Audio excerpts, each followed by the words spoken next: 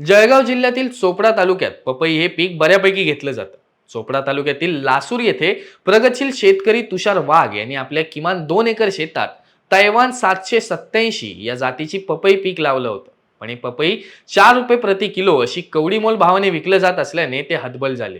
यावेळी झालेला खर्च सुद्धा निघणार नाही अशी तळमळ त्यांनी व्यक्त केली. आज चोपडा तालुक्यातील लासूर या गावात आपण आलेलो आहोत.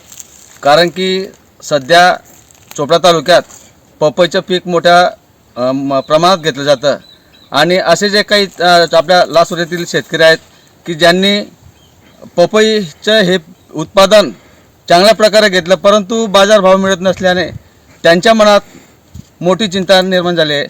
असेच शेतकरी आपण त्यांच्या जे काही संवाद साधूया. दादा, मला एक सांगा, ही जो तुम्ही पपईची जी पीक लागवड केली याला उत्पादन खर्च किती आणि कोणत्या जातीचं लावलं, थोडं विस्तृत माहिती या संदर्भात आम्हाला द्या. हे तैवान 786 ही प्रकारचे आहे आणि हे बियाणं आहे आम्ही नर्सरीमधून तयार करून 20 रुपये प्रति रोप प्रमाणे आणलेलं आहे. त्याची लागवड मी 10x5 केलेली आहे. आणि खर्च महामोल केलेला आहे आणि त्या मानाने 3-4 रुपये भाव नाही सारखा जे असा जीव होतो की याला रोटाव्हिटर मारून मोकळं होऊन जावं.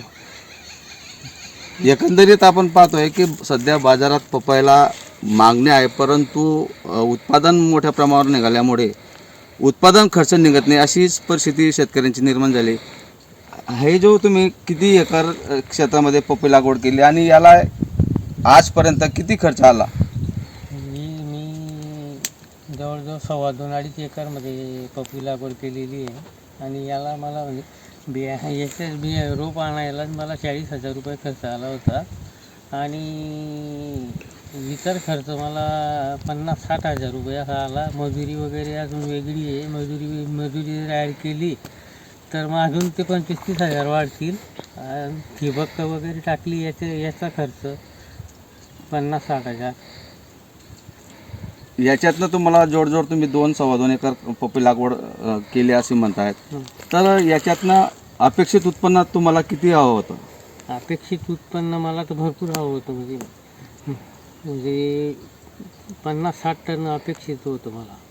पण ते थोडंसं रोगाचाही प्रादुर्भाव झाल्यामुळे तेवढं उत्पन्न येणार नाही आणि थोडंसं म्हणजे मी याचंही शेणखत वगैरे असं करून त्याच्यामुळे मला थोडंफार मी आणि हात विक्री करतो आहे, स्वतः विक्री करतो आहे, म्हणून मला थोडेसे 5-7 रुपये जास्तीचे मिळत आहे.